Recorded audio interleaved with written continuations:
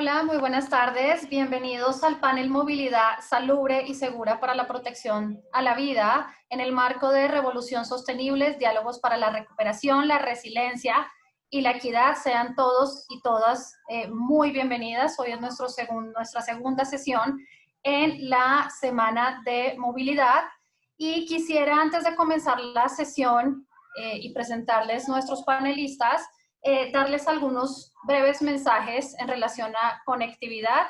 En primer lugar, para quienes están en la plataforma Zoom, pueden encontrar la zona de preguntas y respuestas donde, además de enviar preguntas, lo que nos interesa también es obtener sus comentarios. Perdón que me les adelanté en la presentación. También comentarles que esta semana es posible gracias a varios aliados institucionales de la iniciativa en general.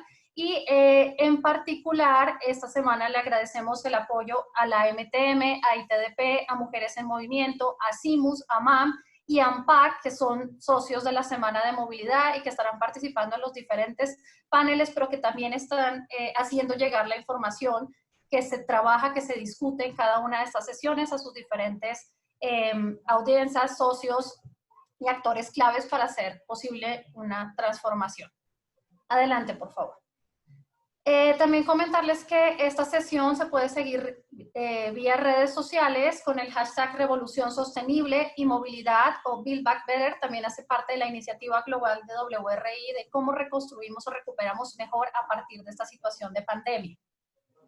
Y quisiera darles dos anuncios importantes. El primero es, en estos paneles, para nosotros también es muy importante escuchar no solo a quienes están dentro de la sesión, sino también a quienes nos están siguiendo durante toda la semana, todos los especialistas, autoridades, funcionarios, personal del sector privado que trabajan en materia de la movilidad.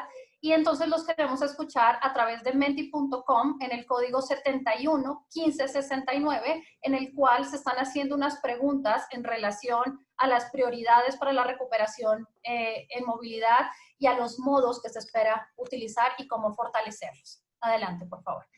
Y el segundo mensaje son dos avisos parroquiales. Uno es, estamos en este momento en el proceso de convocatoria de proyectos transformadores urbanos en el Premio de Ciudades, coordinado directamente por la Oficina Global de Ciudades de WRI. Para que inscriban sus proyectos pueden participar sector público, sector privado, organizaciones civiles. El proyecto ganador que tenga impactos en medio ambiente, en equidad social, en resiliencia, pues tendrá un premio de $100,000 y luego habrá otros premios para los finalistas.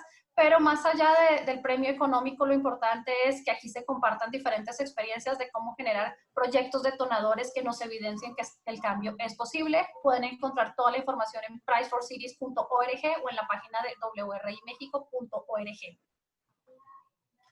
Y asimismo, hoy estamos lanzando el reto de Propulsity, el reto de innovación en movilidad y COVID. Propulsity es la plataforma de innovación de WRI y se están buscando las diferentes soluciones innovadoras en movilidad y espacio público para el regreso a la nueva normalidad. Está esto abierto hasta el 17 de julio y pueden conocer mayor información de este reto en wri.wasacu.com. Adelante, por favor. Bueno, sin más preámbulo, quiero presentarles el panel que nos acompaña el día de hoy. Tenemos a Ana Gabriela Mena, que es coordinadora estatal de urgencias, epidemiología y desastres de la Secretaría de Salud de Jalisco. También nos acompaña Fernando Pío de la Hoz, que es director del Departamento de Salud Pública de la Universidad Nacional de Colombia. Nos acompaña Florencia Serranía, que es la directora general del Metro de la Ciudad de México. De igual manera nos acompaña Jorge Cosinica de Movilidad Integral de Hermosillo. Nos acompaña asimismo Mariana Orozco, que es directora de Vinculación Metropolitana de SEDATU.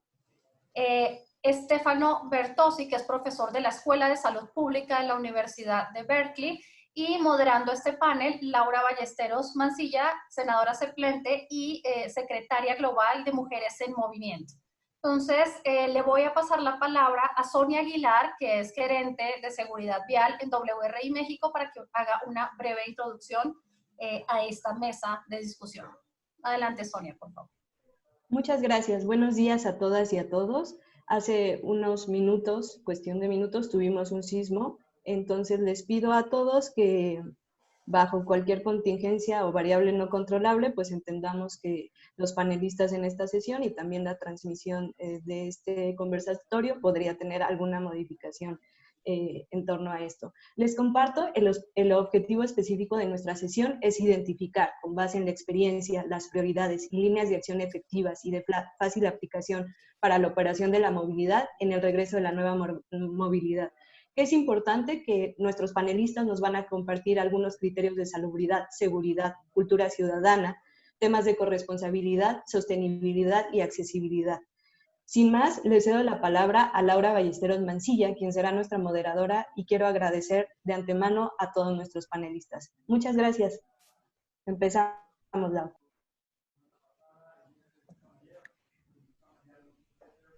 ¿Ahí me escuchan?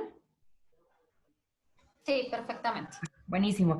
Bueno, pues muchísimas gracias a todos por estar aquí. Gracias al WRI y a todos los aliados que en esta semana de la movilidad están haciendo posible que platiquemos y dialoguemos sobre todos estos temas, siempre desde la experiencia que a todas, en este caso mayoría mujeres en el panel y también todos nos caracteriza, y sobre todo también desde la diversidad de acercamientos y de expertise hacia los asuntos públicos. Me da mucho gusto tener aquí con nosotros a personalidades de la movilidad de muchos años, colegas y compañeros y compañeras de varias batallas ya. Y sin más preámbulo, me gustaría pues darle la bienvenida justamente a Florencia Serraniac, actualmente directora del Metro, así como a Mariana Orozco, directora de vinculación metropolitana de la SEDATU, a Gabriela Mena, que está siendo de directora de epidemiología en el gobierno de Jalisco, Jorge Costinica también, Fernando Pío de la O, de la Universidad, del Departamento de Salud de la Universidad allá en Colombia, y decirles que, bueno, vamos a soltarnos un poco desde la experiencia que les ha tocado a ustedes, pues navegar en estos meses tan complicados de COVID-19, cómo en esta intersección tan importante entre movilidad y salud pública se debe de encontrar el equilibrio para esta nueva normalidad o esta nueva realidad, como muchos ya le llaman. No ha sido sencillo generar, sobre todo en las grandes ciudades, la posibilidad de avanzar durante la crisis y al mismo tiempo contener a la pandemia. Los viajes esenciales son fundamentales para que las ciudades puedan seguir en movimiento, pero al mismo tiempo también la falta de oportunidades y de la necesidad de estar ingresando diariamente a los hogares para poder sobrevivir y pagar renta, hace también que la gente no pueda hacer la cuarentena como sería deseable, y esto hace que el movimiento no pare. Aún así, y lo sabemos, hay ya datos muy precisos en universidades, en países como Colombia, que han estado implementando ciclovías emergentes, infraestructura para la movilidad no motorizada, que arrojan la posibilidad de empezar a generar estos espacios libres de COVID con la sana distancia que hoy requiere esta nueva normalidad, con resultados exitosos ya replicados en la Ciudad de México con la extraordinaria ciclovía de Insurgentes, como también en San Pedro Garza, como también en Jalisco, como lo es su zona metropolitana con Zapopan y Guadalajara. Estos corredores ya de ciclovías emergentes, estos corredores también de calles completas que puedan permitir, una vez más, insisto, esta intersección entre la salud, pero también entre la movilidad accesible, universal y sustentable, nos están permitiendo darles alternativas a las personas ante una reactivación que es inminente.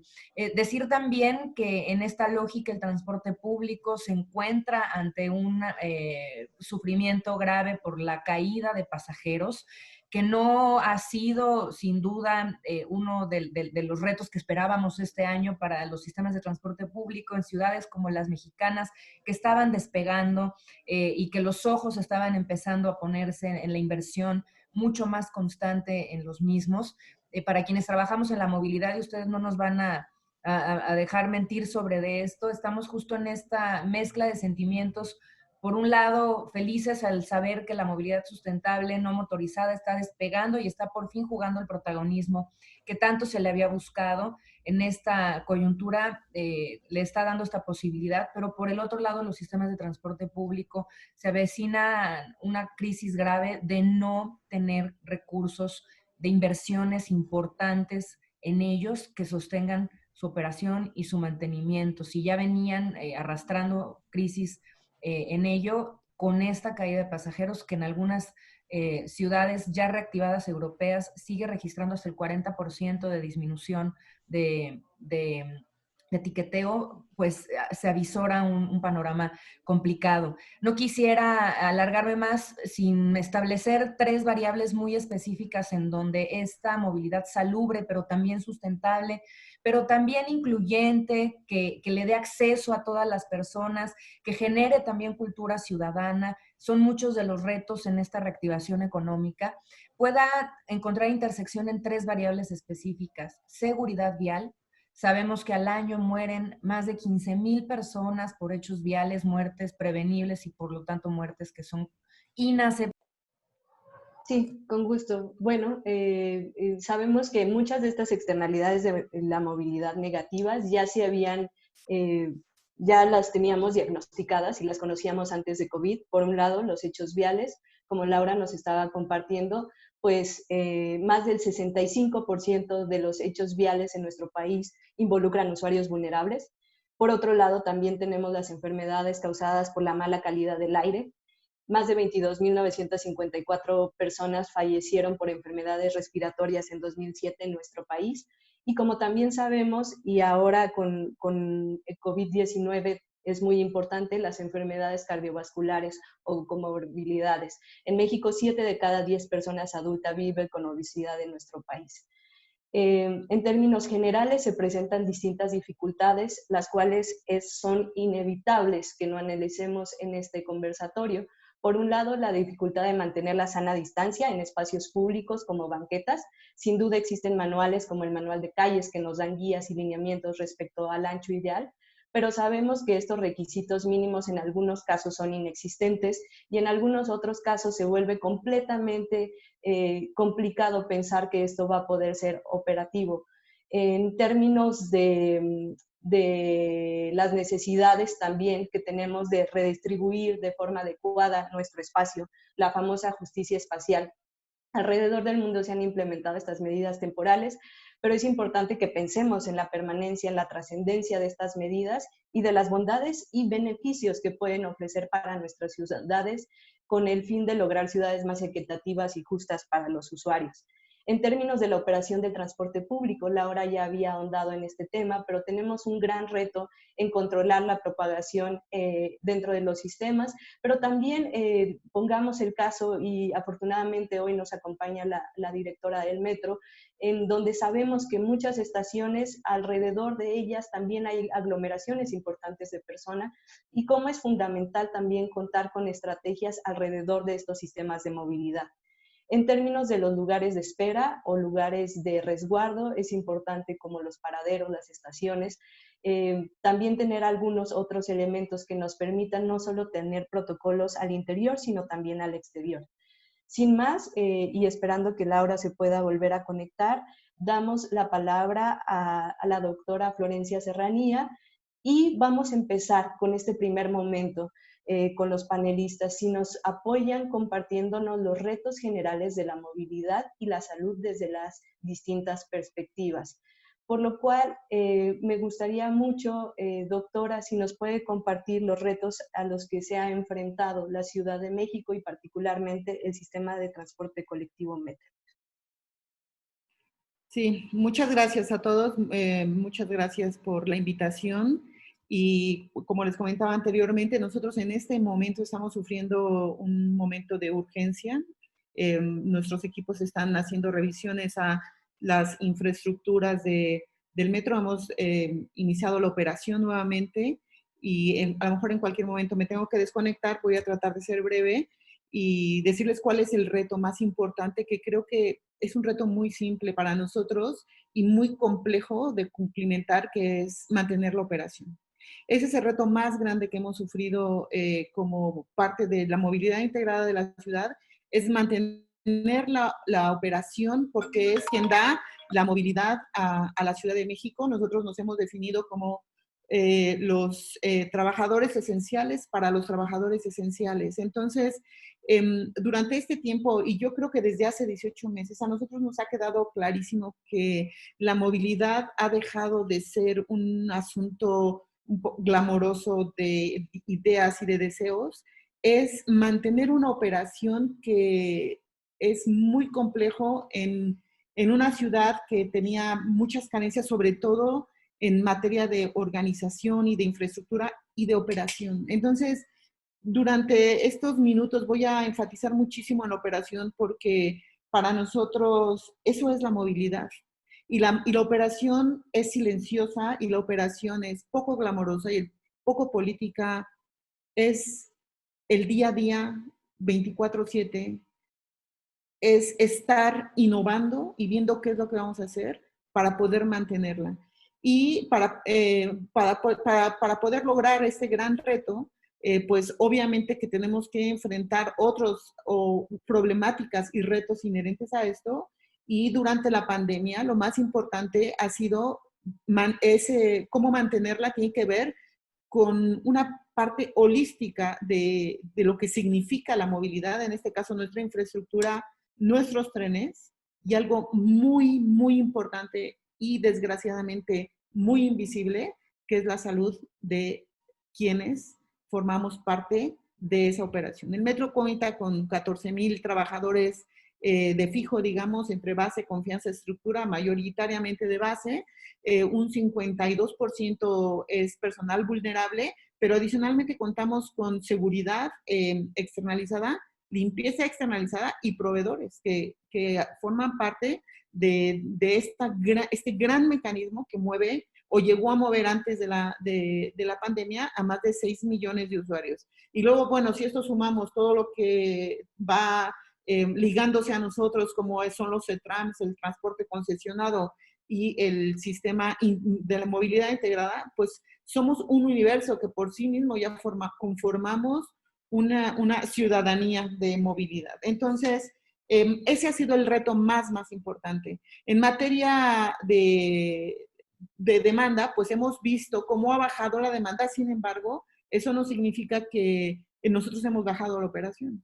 Lo que hemos tenido que hacer es mantenerla. Entonces, el reto de mantenerla tiene que ver con frecuencias de trenes, con mantenimiento de trenes, con fiabilidad, con disponibilidad de los trenes, porque si antes es complicado para alguien que va viajando en el metro que el tren se detenga porque tuvo una avería, pues en este momento, que implica obviamente saturación en un tren o alargamiento de frecuencias y saturación en andenes, se vuelve más complejo.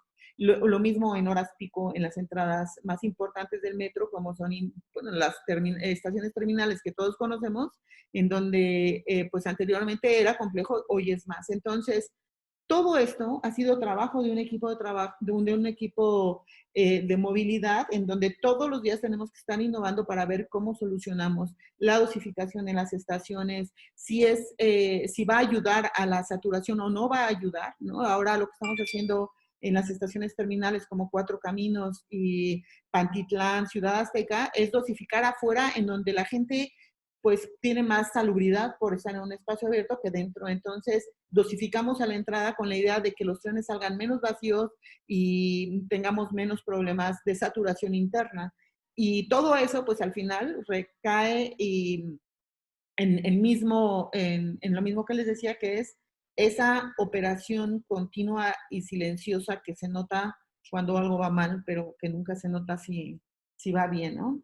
Entonces, en el impacto en la demanda, pues ha sido importante un aspecto que hemos desarrollado e innovado conjuntamente desde la Secretaría, desde la Jefatura de Gobierno, la Secretaría de Movilidad y nosotros, es cómo entrar, no en un deseo, sino en una necesidad urgente de la dosificación. Y en esa dosificación, ese escalonamiento, pues hoy seguimos, aunque el metro va creciendo su demanda paulatinamente con la nueva normalidad, pues lo que vemos es que sí hemos tenido la capacidad de alargar esa curva de hora pico, que por primera vez, si ustedes ven en la presentación que les envié, la hora pico que está muy, muy clara a las 7 de la mañana, en esta temporalidad se ha alargado de entre 7 y 8 de la mañana gracias a los escalonamientos que se han hecho en base a la operación diaria, la necesidad, el secretario de movilidad negociando con la industria de la construcción y con otras industrias para que los horarios cambien. Algo que parecía un deseo hoy, para nosotros es un día a día de reacción y de planeación para que esa operación sea suave, ¿no? Entonces, esa es una parte. Bueno, obviamente, como se comentó anteriormente, que pues la demanda va relacionada 100% con los ingresos en un sistema en el que tenemos un subsidio importante, pues nos va a impactar pues nos va a impactar. Entonces, todo lo que estamos haciendo es en la planeación de lo que vamos a hacer este año y lo que podemos hacer, porque adicionalmente no somos un ente único, ni es un deseo el tener más o menos presupuesto, porque va vinculado a nuestras cadenas productivas y nuestras cadenas logísticas, en donde hay equipamiento, refaccionamiento, mantenimiento externalizado, mantenimiento interno, que depende de gente y que hoy todo eso también trae un lag importante y que tenemos que considerarlo, no nada más nosotros, sino a nuestras proveedurías, a nuestras ingenierías, a nuestro personal interno, que creo que es algo que tenemos que hacer continuamente. Todos los días estamos viendo si algún proveedor que tenía tiempos de entrega de 18 meses se ha alargado a 24, o quienes pueden hacer un acortamiento de entregas, o cómo ingresamos los trenes a mantenimiento si sabemos que hay equipos completos que, aunque paremos el tren, no van a poder entrar porque dependemos de las cadenas productivas de Europa y de Asia. Toda esa parte, al final, yo la pongo en la misma pecera que se llama operación. Entonces, en este momento hacia la salubridad y la sostenibilidad y la resiliencia, que a veces suenan palabras para mí pergastadas, tiene que ver con lo que hacemos todos los días para poder cumplir con los programas de operación que tenemos descritos y que la gente pueda llegar en su lugar en el tiempo que tenemos planeado, ¿no? Nosotros iniciamos la operación, como les decía, con un 42% aproximadamente de la plantilla de trabajadores, que obviamente nos impacta. Tuvimos que cambiar horarios, por ejemplo, rolamientos. Hoy tenemos rolamientos de gente que trabaja 15 días y que regresa 15 días porque en las mesas de trabajo de operación se definió que en la parte de contagios es muchísimo más manejable hacerlo de esa forma porque el contagio disminuye y es más controlable. Y eso todo se vio desde esa necesidad, ¿no? De la necesidad de poder mantener los trenes en servicio, y eso es lo que nos ha permitido traer nuevas formas de trabajo y pues que van a venir a la nueva normalidad ya como adosadas, ¿no? Hoy la pandemia pues ha dejado de sorprendernos. Hoy tenemos números que nos dicen cómo están los comportamientos o cómo están las infecciones dentro de nuestras áreas de trabajo, para ver de qué forma vamos dosificando a la gente en, como les decía, en horarios y sobre todo en tareas. Lo que antes era parte de un programa, hoy es parte de una matriz de importancia de trabajos prioritarios para mantener nuestra operación al 100%. Lo hemos logrado. ¿Qué hemos tenido que hacer? Hemos tenido que cerrar estaciones. Un ejemplo muy claro es línea A. En línea A tenemos problemas de refaccionamiento, de llegada de refaccionamiento. Entonces, lo que hemos hecho es tener tiempos fijos con cierre de estaciones para poder mantener la frecuencia de los trenes y que la gente no se aglomere en las estaciones principales. Eso nos ha permitido bajar las frecuencias y mandar trenes con menos gente, por ejemplo, ¿no? Pero así ha sido en todo el sistema. Ahora, en materia de sanidad, que yo creo que es una parte súper importante para nosotros, hemos definido estrategias que nos ha permitido saber en dónde tenemos índices de contagio importantes que nos pudieran vulnerar a nuestros trabajadores, y la sanidad de los trabajadores ha jugado un papel importantísimo dentro del sistema. La salud del personal interno del sistema es equivalente a la salud del sistema completo. Tenemos hoy datos que nos confirman que tenemos casos positivos de COVID en el 39% de mujeres. Recuerden que nuestra plantilla de mujeres es importante, sobre todo si pensamos en la parte de taquillas, administración, muchas tareas que se hacen, más de 1000 conductoras tenemos en el sistema, y aún así tenemos un 39% de infectadas mujeres y un 61% de hombres, y además hemos trabajado muchísimo en tener protocolos muy precisos de detección de posibles infecciones generalizadas en talleres, en permanencias, en donde sabemos que la sana distancia es complicada. Hemos tratado de implementar la sana distancia y hemos logrado detener el contagio dentro del metro. Hoy, desgraciadamente, tenemos 12 fallecidos trabajadores que al menos 5 de ellos tenían morbilidades muy fuertes, entre ellas cáncer, y eso significa que de nuestros 14,000 trabajadores, el número de fallecidos que hemos tenido es bajo, porque hemos trabajado muchísimo en una estrategia de control total de la salud de los trabajadores. Recordemos que el metro tiene una salud interna, un sistema de salud interno, no pertenece a un sistema de salud de la ciudad, y eso nos ha permitido saber perfectamente la atención médica de los trabajadores porque la hemos centralizado. ¿Qué nos ha permitido eso? También en la parte de operación, pues tener la centralización de la salud de los trabajadores, que antes se veía como medicamentos, como camas de hospital, como muchas cosas, menos la salud intrínseca del trabajador, que hoy para nosotros es fundamental en este mantenimiento de su salud, ¿no? Hemos trabajado también hacia la parte del usuario en limpiezas y campañas de desinfección muy importantes en trenes e infraestructura. Y sí quiero decirles que hemos establecido como uno de los metros en el mundo, de los primeros que lo hicimos, el uso obligatorio del tapabocas, ¿no? En el Metro Londres, por ejemplo, se acaba de establecer el uso obligatorio del tapabocas el 15 de junio, y nosotros desde el primer día, en el primer instante, hicimos el uso obligatorio para trabajadores. Consideramos que los datos que estamos recabando, eso ha sido un parámetro importantísimo para saber si hemos logrado disminuir la curva de contagios debido al uso del cubrebocas. Nuestra percepción hoy es que sí, y al final de la pandemia pues tendremos los datos para demostrarlo. También hemos trabajado muy fuerte en la parte de pruebas para los trabajadores en activo, que significa que al día de hoy el metro ha hecho 9,000 pruebas PCR para determinar positivos en las áreas de trabajo en donde sabíamos que había un brote. Hacíamos la prueba a los contactos, o todavía lo hacemos. Lo que pasa es que sí creemos que ya estamos en un aplanamiento de la curva en número de contagios al menos, y a sus familiares.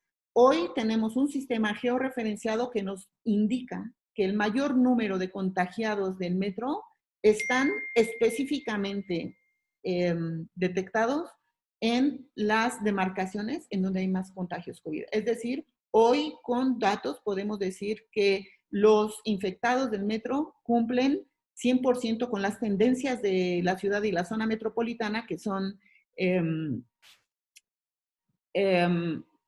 hasta por Colonia, Héroes de Cama, Agrícola Oriental, Iztapalapa, marcaciones clarísimas que nos indican que el contagio fue más comunitario que interno del metro. Entonces, esa parte ha sido muy importante para nosotros, y luego la parte de mantener la infraestructura, sobre todo para los trabajadores en materia de los trenes que van a mantenimiento, que estén desinfectados para que no haya un contagio por el alto volumen de pasajeros dentro de los trenes, sobre todo en los mantenimientos correctivos, y túneles de sanitización. Hemos lanzado campañas muy importantes de limpieza y desinfección en todos los talleres diariamente de los centros de control, y podemos decir que hoy tenemos zonas controladas de contagio. No digo libres de contagio porque pues obviamente la pandemia todavía no termina, pero que hoy tenemos, por ejemplo, en los centros de control, hoy en el sismo, pues pudimos constatar que sí hemos tenido 1, 2, 3 contagios en algún punto, pero como hemos aislado, pues hemos mantenido controlado totalmente el contagio en nuestras zonas más importantes. Entonces, esencialmente, pues, no sé por qué de pronto me cambia la pantalla y pierdo el track de mi presentación. A ver si estoy compartiendo la misma pantalla, ¿no, verdad? Pero bueno, esencialmente lo que quiero concluir con esto es que en realidad la parte de la salubridad del transporte tiene muchísimo que ver con todos los días, 24/7, estar en la operación sistemática de una nueva normalidad en materia de movimiento de los usuarios, y consideramos que lo que estamos haciendo pues tiene que de alguna forma impactar en que los usuarios sigan utilizando el sistema de manera masiva, porque de pronto también escuchamos deseos incumplibles. El metro es un sistema de transporte masivo que va a llevar siempre muchísima gente, y que aquí estamos viendo lo que estamos haciendo en Cuatro Caminos, por ejemplo. Sí quiero resaltar sobre todo el respeto de la gente. Déjenme decirles que yo tengo una auditoría diaria en donde marca que el 98% de los usuarios ya está usando cubrebocas.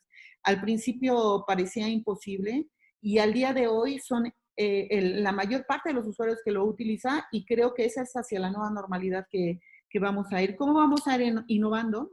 Pues va a ser en base a las necesidades que vamos detectando y que estamos previendo de lo que sucede en nuestro sistema integrado todos los días, que nos va marcando la pauta de qué es lo que tenemos que hacer. En la dosificación que ven ustedes aquí, hoy por la mañana platicaba con el secretario de Movilidad que se nos ocurrió exactamente lo mismo cuando empezamos a ver en jefatura de gobierno cómo hacíamos la dosificación en el metro. Pues se nos antojaba imposible. No sé si en el mundo están haciendo este tipo de dosificaciones, pero sí nos tomó 4 o 5 días de estar rebotando ideas de cómo la llevaríamos a cabo. Se ve muy bonita y se ve muy ordenada. Desde el tipo de elementos físicos que tuvimos que implementar hasta la forma en la que íbamos a dosificar, tiene una ingeniería detrás que pues nos llevó a esto que estamos viendo, y que pues es el principio de las pautas que estamos marcando ya como en lineamientos claros de nuestra nueva normalidad. No podíamos ni podemos dosificar a la gente que está en el andén o poner un asiento sí, un asiento no dentro del vagón. Eso es imposible para el Metro Ciudad de México, pero sí pudimos llegar a una dosificación que consideramos que ha movido a la gente más rápido, porque ha permitido que los trenes mantengan su frecuencia y que haya dosificación por tren en esas frecuencias más reducidas. Entonces, todo eso pues ha sido un trabajo muy arduo de ingeniería de la operación que tenemos que seguir explotando en todo momento, ver lo que nos sirvió y no nos sirvió. Hay cosas que no nos han servido como generalidades, o que se hacen en otros lugares, pero que aquí en la ciudad no funcionan, y otras que estamos recreando. Por ejemplo, las nuevas lámparas de ultravioleta, de rayos ultravioleta C, que ya estamos implementando en las fosas para los trabajadores, o en los trenes que entran ya a mantenimiento nocturno, pero que no podemos implementar en ningún otro lugar porque no tenemos los tiempos para poder llevarlos a cabo, ¿no? O, por ejemplo, tengo que comentarles que la parte de desinfección de trenes, en donde exigimos a nuestros proveedores de servicio que que no fueran con una parafernalia típica de desinfección, sino que llevaran una mochila, nosotros llamamos los Ghostbusters, en donde la llevan a la espalda, se hizo mundial. Hoy la empresa que nos da el servicio ha recibido solicitudes de otros metros del mundo para poder dar ese tipo de desinfección, porque nosotros solicitamos el mantenimiento por tiempo de intervención. Y para cumplir ese tiempo de intervención, lo que tuvimos que hacer fue crear las herramientas necesarias para poder llevarlo a cabo. Porque los primeros pues eran increíbles, eran unos aparatos que entraban y que se tardaban demasiado tiempo y que no nos daba tiempo entre un tren y otro, y nos llevó a desarrollar las mochilitas de los Ghostbusters que hoy pues ya son conocidas. Y como eso pues les puedo decir muchísimo. Por ejemplo, lo de esto de... Nada más, perdón la interrupción, si te parece podemos pasar al siguiente panelista para hacerlo un poco a manera más de diálogo y Okay. la verdad es que sí nos parece fundamental lo que nos plantea, sobre todo porque hay que reconocerte a ti y a la jefa de gobierno la introducción de cubrebocas de manera muy oportuna al sistema de transporte colectivo y creo que los resultados están sobre la mesa. Si les parece justo siguiendo sobre la dinámica de lo local, me gustaría preguntarle a nuestra panelista Ana Gabriela Mena Rodríguez, ¿cuáles son los 3 principales retos que has visto tú desde lo local en Jalisco en materia de salud pública que se han tenido que lidiar para esta temporada de COVID?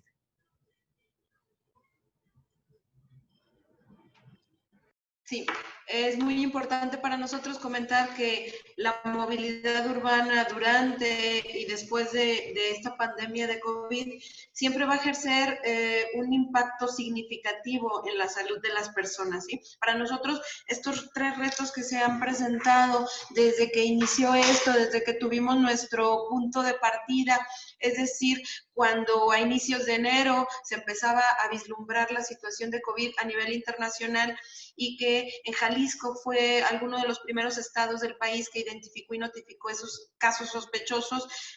Bueno, para nosotros siempre ha sido importante esta situación.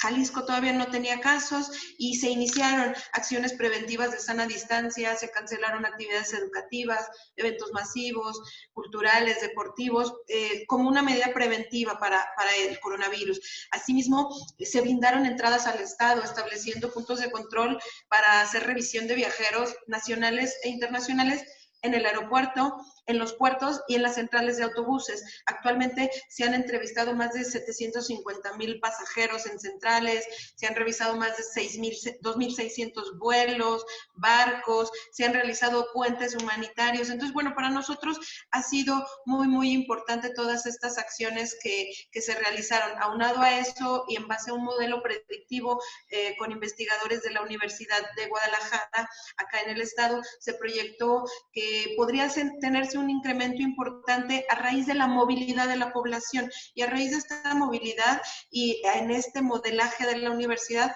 el gobernador instó a la población a que se mantuviera dentro de casa a inicios de esta pandemia. Es por ello que para nosotros de los 3 principales retos que ha sido, bueno, es primero, garantizar la atención de los pacientes por COVID-19, realizando toda una reconversión y escalamiento hospitalario, pero no solo para COVID, sino además todos esos padecimientos que continúan presentándose, como son las urgencias médicas, como son el apartado de los accidentes viales. Bueno, se tuvo que pensar y se tuvo que hacer todo este plan de reconversión y escalamiento hospitalario para dar esta atención, aprovechando la infraestructura que ya existía en el estado. También otro reto importante para el Estado era la detección y seguimiento de los casos, pero también de sus contactos. Y no solo de estos casos que llegaban ya con sintomatología, sino de esos casos asintomáticos que se presentan en un porcentaje también importante de la enfermedad. Y es por ello, bueno, que el Estado estableció un sistema de detección activa de casos de COVID que le ha denominado radar. ¿Qué hemos hecho con esta estrategia de radar? Se ha logrado hacer pruebas en los 125 municipios del Estado, en las zonas que tienen transmisión protección activa, en las ciudades medias y colindantes con otros estados en las cuales tenemos esta movilidad importante de personas entre estado y estado. También hemos privilegiado esta vigilancia y detectado en poblaciones, como te digo, de manera activa, no sintomáticos, en personas o contactos de riesgo, en las personas de situación vulnerable, en los equipos médicos, pero algo muy importante, en los equipos operativos de servicios esenciales, esos que no han parado, como son protección civil, como son las áreas de transporte público, seguridad pública. Bueno, también hemos llegado a hacer búsqueda intencionada, esta vigilancia activa a través de las pruebas que hemos ampliado el modelo de vigilancia epidemiológica. Pasamos de realizar en promedio, previo a los primeros días, de 95 pruebas al día a estar realizando 1.360 pruebas, es decir, un logro importante en esta búsqueda activa, en este rastreo importante no solo de casos, sino también de sus contactos. Otro de los retos importantes para nosotros ha sido el lograr esta reactivación económica de manera ordenada y gradual, siempre privilegiando la salud de la población. Es decir, se está aplicando un modelo de reactivación económico escalable por fases, que va a ir evolucionando siempre aunado a los indicadores epidemiológicos y de salud. Es por ello que se ha creado una comunicación continua y permanente con todos los centros de trabajo para realizar, registrar, pero también para dar seguimiento al cumplimiento de protocolos que se están generando en cada uno de ellos. Cada centro de trabajo es diferente y no podemos tratarlos a todos de la misma manera. Es por ello que para nosotros este es el reto más importante que estamos viviendo ahora, el lograr esa reactivación gradual que permita reducir los riesgos de contagio entre la población ante esta nueva realidad o esta nueva normalidad, que para nosotros ha sido tan importante y que bueno, fue básico el que nosotros pudiéramos tener esta anticipación y aplicación de medidas, el que se pudieran poner puntos de control de tránsito de los viajeros, que se aplicaran medidas en todas las áreas y dependencias y sobre todo en esas áreas que no pararon y que son esenciales en el Estado. Estos asintomáticos que hemos estado buscando y que han tenido un papel muy importante al seguir haciendo el rastreo y la búsqueda de ellos. Y bueno, que el gobierno ha tomado esta conciencia en adelantar etapas y que se ha dado un mismo mensaje. Creo que también esto es algo básico que hemos tenido desde lo local. Se ha dado un mensaje por todos los actores, por la academia, por el gobierno, por el medio social y privado, en atender de la misma manera las acciones en salud pública, en adoptarlas y en continuar en este mismo sentido de la prevención, pero también de la reactivación gradual, que es muy importante, y de la movilidad, que ahora se vuelve también un reto en lograr dar una movilidad segura, en crear espacios adecuados para esta sana distancia, pero también en crear, en que estos medios de transporte sean seguros, sean sanos, donde tenemos un mayor número de contagios y donde se observa que son de alto riesgo, bueno, pues que generen la confianza suficiente para la población para que puedan ser adoptados de la manera adecuada. Claro que sí, Gaby. Esto sería de También manera... reconocer también, Gaby, el trabajo que han hecho en Jalisco para contener contagios. Con Radar Jalisco creo que es muy observable y replicable lo que se está realizando ahí. Y pues claramente, insisto, ahí están muchas de las herramientas de contención que han utilizado para que podamos todos estudiarlas y replicarlas, ¿no? Siguiendo con la lógica local, y vamos a estar con estos 5 minutos por cada panelista para hacerlo, insisto, como más a manera ágil de diálogo, me gustaría mucho preguntarte, Jorge Cospinica, allá en Hermosillo, en los temas de transporte, ¿cuáles son los retos que han estado enfrentando en estos momentos? Pues más de transporte de superficie, como es su caso, ya Florencia nos habló del metro, porque sin duda se avecina una crisis importante que ya desde ahora la están viviendo. Sí, buenos días a todos, buenas tardes a todos. Miren, acá el tema es un poquito diferente. Me queda muy claro la magnitud que tiene la Ciudad de México. Trabajé para la Ciudad de México 33 años y la adoro, pero también conozco la problemática que esto representa. Sin embargo, cuando uno cambia un poco de latitudes como es el caso personal, venimos a una ciudad de 950,000 habitantes, cuyo único sistema de transporte es precisamente los autobuses. Se mueve aproximadamente poco más de 200,000 personas todos los días en las condiciones anteriores en las que se daba el tema de antes de la pandemia. Y evidentemente vino una caída estrepitosa, aproximadamente al 25 o 30% de esa demanda. Y en ese mismo sentido también la oferta de servicio tuvo que ser ajustada en esa parte. Más sin embargo, en la medida en la que se fueron definiendo actividades prioritarias, actividades que tenían necesariamente que seguirse dando y retomando, pues también esa misma demanda fue subiendo. Más sin embargo, el tema fue que los ajustes que se tenían que hacer a la oferta no se hicieron de manera oportuna y venía entonces el tema de la aglomeración en muchos sentidos. También hay que reconocer que derivado de la misma condición de movilidad de la ciudad, tenemos movimientos muy pendulares. Tenemos 3 momentos también importantes en la ciudad.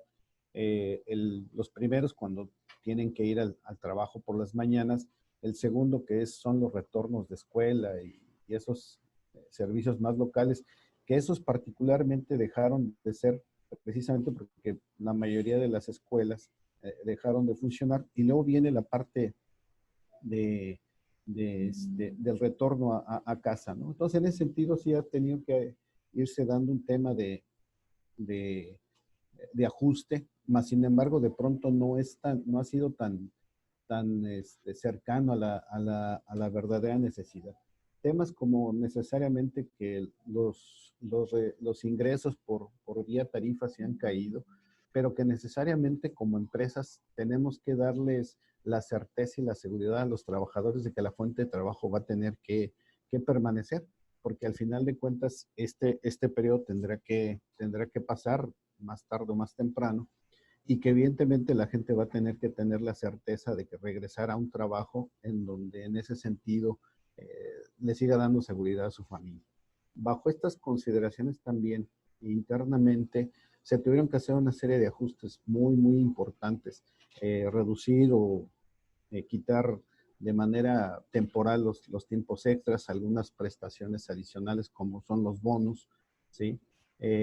Y en ese sentido también ajustar los turnos de trabajo a la realidad de la flota que teníamos disponible. Adicionalmente también esta parte en la que tienes que ir separando a la gente que está en una condición vulnerable, a los diabéticos, a los hipertensos, a los que tienen alguna enfermedad degenerativa, que evidentemente también les tienes que asegurar que una vez que aun cuando hayan sido separados de la operación, pues van a tener un ingreso. Tuvimos también que convenir con muchos de los trabajadores la posibilidad de que tomaran un permiso de manera temporal, prometiéndoles un ingreso al menos mínimo, que también les diera la certeza de seguir teniendo la fuente de trabajo. Amén también de otras condiciones que se fueron dando a partir de situaciones no bien coordinadas con el gobierno local.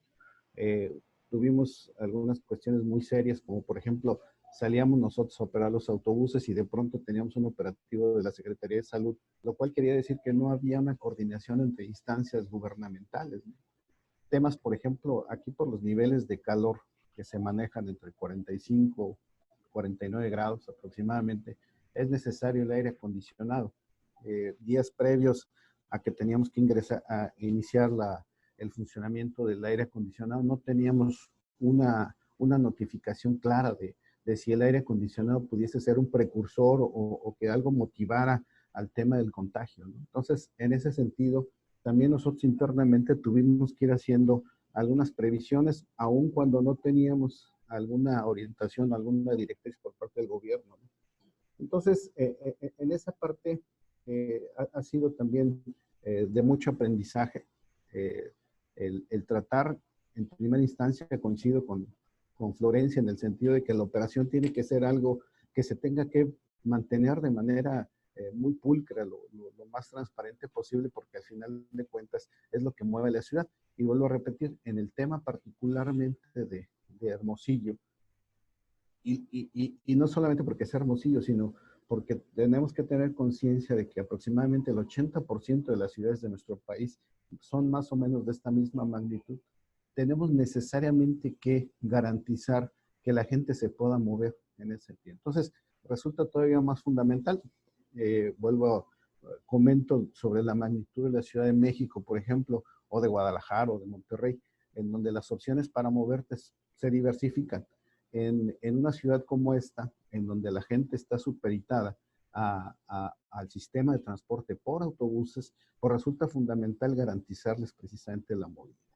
Les vuelvo a repetir, esta parte en la que a nosotros nos ha sorprendido un poco que internamente no haya habido una coordinación muy estrecha entre instancias de gobierno, aun cuando las dos tenían un propósito muy específico de mantener la sana distancia, las mejores condiciones de operación. Y en ese sentido, también algunas prácticas que nosotros hemos tenido necesariamente que considerar que tienen que ser ya de largo plazo, es decir, ya permanentes. Por ejemplo, el tema de la sanitización, que es un tema que yo creo que ha llegado para quedarse al final de cuentas. El otro tema también que a nosotros nos parece ser que... Morgan, ¿te ayudarías un poquito a concluir ya esta última idea para poder pasar a nuestro siguiente panelista y vamos retomando en los siguientes bloques las ideas? Sí, claro que sí. Y te digo, sí, simplemente aditamentos también para los trabajadores como los cubrebocas y los guantes, que yo creo que vamos a tener que hacer de manera permanente. Muchas gracias. Y tienes toda la razón. Yo creo que aquí ya hay estipulaciones muy claras en materia de salud pública, de lo que se tendrá que hacer en transporte público. Y en esta dimensión de la que hablas, de ciudades medias a megaciudades o ciudades metropolitanas, pues hay muchas diferencias. Y por eso creo que va a ser muy interesante escuchar a Mariana Orozco justamente a continuación, para que nos pueda hablar un poco de esto, de la visión que tiene la Federación en estos, sus retos más importantes, la oportunidad que hoy tiene el Manual de Calles de poder vivir en esta nueva normalidad y este plan de movilidad 4S que presentaron hace unos días, Mariana, como la gran oportunidad de reivindicar lo sustentable y lo no motorizado. Gracias, Laura. Sí, coincido totalmente con lo que mencionas, ¿no? La razón de ser, la vocación del gobierno federal es muy distinta a la que Florencia y nuestro colega de Hermosillo nos comparten.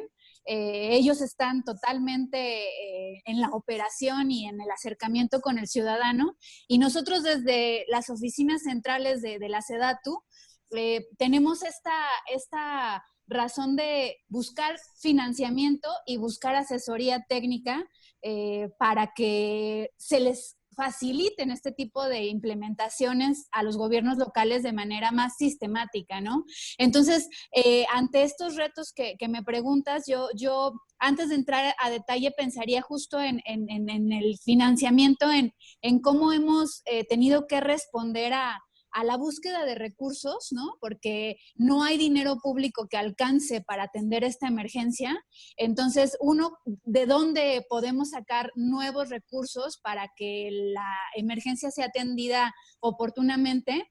Y lo segundo es cómo podemos, con los recursos ya existentes, poder dirigir hacia el fortalecimiento de las propias capacidades de los gobiernos locales, ¿no? Y que las acciones vengan pues justo en la operación y conociendo los retos que ya nos presentaban.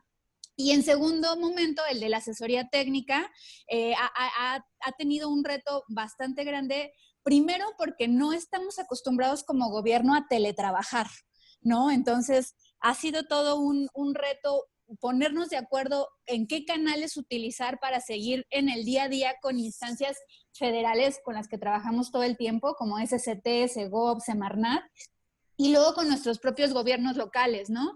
Que muchos de ellos ni siquiera tienen internet o computadoras, entonces asegurar estas conexiones, las plataformas, tienes o no una plataforma, también fue todo un asunto a superar.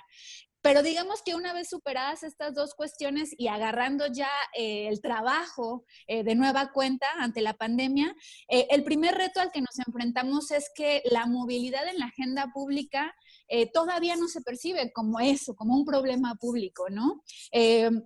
A pesar de que hicimos algunas sugerencias, por ejemplo, para el Fondo Metropolitano, en donde SEDATU participa, para reasignar proyectos antes de que aprobaran cartera nuestros gobiernos locales, nos dimos cuenta de que todavía los criterios de capacidad, de velocidad de flujo vehicular, pues que han guiado durante décadas la planeación y el diseño de nuestras calles, sigue reinando, ¿no? Y que a pesar de que se siente estas necesidades en el transporte público, en el espacio público para peatones y para ciclistas, la cartera de proyectos seguía teniendo estas prioridades hacia distribuidores viales o hacia quizá infraestructura vial, que le llaman calle completa, pero que todavía no se entiende, ¿no? ¿A qué se refiere con calle completa?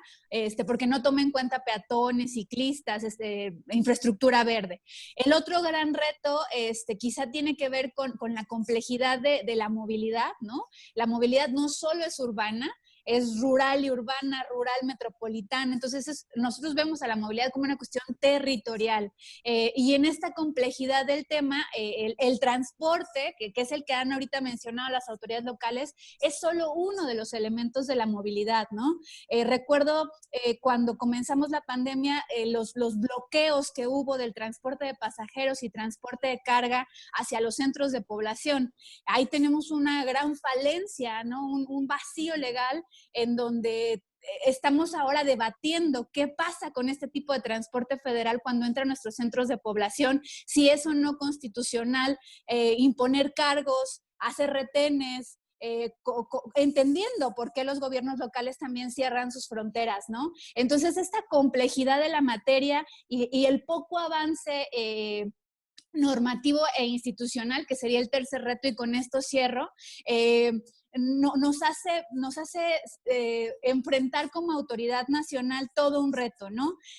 A pesar de que tenemos pues esta Ley General de Asentamientos Humanos que reconoce a la movilidad como fenómeno y que nos dice cómo concurrimos los diferentes órdenes de gobierno, las autoridades locales desgraciadamente no han logrado armonizar y actualizar sus marcos normativos. Y, por ejemplo, todavía en nuestra Constitución no se reconoce el derecho a la movilidad. En muchas constituciones locales ni siquiera se habla de este derecho, ¿no? No hay un debate abierto sobre el tema. Entonces, este incipiente desarrollo institucional y normativo que tenemos hace más compleja el actuar del gobierno nacional, no solo en el día a día, sino ante una emergencia, ¿no? Recordemos que son pocas las leyes de movilidad que existen en el país. Hemos identificado 11 leyes de movilidad y sin embargo, en estas leyes, si bien nos va, se habla de transporte público, ¿no? Y poco a poco se comienza a hablar de sistemas integrados. Pero ¿qué pasa con otros elementos como los que se plantean en la Ley General de Asentamientos Humanos, que tienen que ver con el ordenamiento territorial, o los que se plantean en la Ley General de Cambio Climático, como son las cuestiones de medio ambiente, ¿no? No digamos otras cuestiones que ni siquiera aparecen en marcos generales, que tienen que ver mucho más allá del transporte público, ¿no? Entonces, ahí cerraría esta primera intervención, Laura. Muchas gracias, Mariana. Y es además una labor fundamental. Los 32 estados tienen pues características bien distintas y ya hacia las hiperlocalidades todavía más, ¿no? Entonces es también de reconocer el trabajo que han hecho desde SEDATU en esta administración, con ese paso firme para reconocer la necesidad de esta política nacional de movilidad. Mariana, muchas felicidades y muchas gracias. Y estaríamos cerrando este primer bloque con Fernando Pío de la Hoz, que nos gustaría mucho saber justo desde la academia. Profesor, ¿cuál ha sido esta vinculación que hay con el sector de salud pública, desde las trincheras que están ahí trabajándole, sobre todo para establecer estrategias, lineamientos basados en datos, en evidencia, pero por supuesto también en el conocimiento adquirido? Bueno, muchas gracias por la invitación.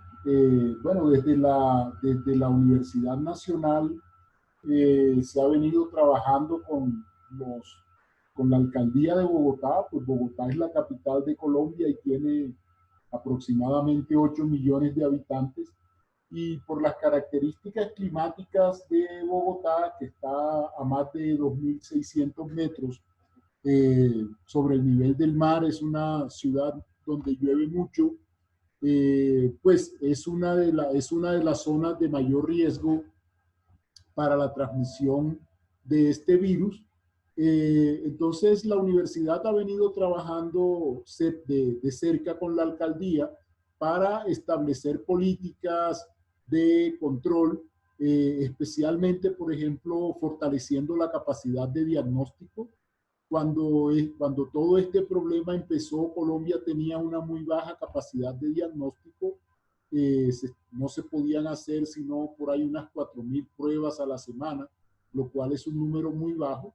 Y con la colaboración de la academia, no solamente de la Universidad Nacional, sino de otras universidades en Colombia y en Bogotá, esta capacidad ha ido aumentando de manera importante. Ya se procesan casi 70.000 muestras a la semana, lo cual pues influye también de manera importante en el aumento de casos detectados que Colombia ha tenido en los 2 últimos meses.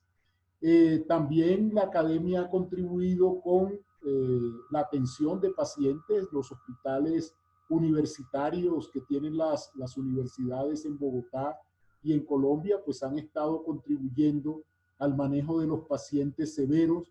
Hay una iniciativa también desde la academia para producir ventiladores, que pues todavía está en una fase inicial, pero puede ser que a mediano plazo pueda ayudar a paliar un poco esta escasez de ventiladores que hay en todo el mundo y que contribuye de manera importante a la morbilidad. Con respecto al transporte, por ejemplo, a la movilidad, pues la Universidad Nacional y otras universidades tienen grupos dedicados al análisis de la movilidad en Colombia. Entonces, digamos, un poco con el acompañamiento, la asesoría, digamos, de la academia, la alcaldía tomó la decisión, la alcaldía de Bogotá, que es la ciudad más densamente poblada de Colombia, tomó la decisión de cancelar prácticamente todas las actividades presenciales en la ciudad. Colombia tuvo durante 2 meses, yo creo, una de las cuarentenas más estrictas de Latinoamérica. Por casi 3 meses, todas las actividades de movilidad entre ciudades y dentro de las ciudades fueron restringidas de manera severa.